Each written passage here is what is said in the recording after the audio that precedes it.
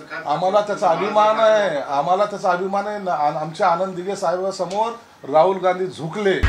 त्यांना विचारा ना आनंद दिघे कोण होते, कोणतरी एखादा प्रश्न विचार, आनंद दिघे कोण होते।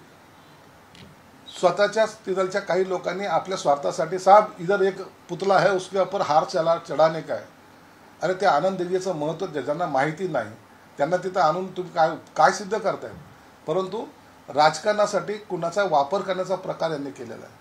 परंतु एक निश्चित झालं की आनंद दिघे साहेबांसमोर त्यांना नतमस्तक व्हावं लागलं, हा आमचा विजय आहे। पण तुम्ही ठाकरे साहेबांचा वापर करता, त्यांनी जर राहुल गांधींनी आनंद दिघेचा वापर केला तर काय? आम्हाला त्याचा अभिमान आहे, आम्हाला त्याचा अभिमान आहे। आमच्या आनंद दिघे साहेबांसमोर राहुल गांधी झुकले याचा आम्हाला अभिमान आहे।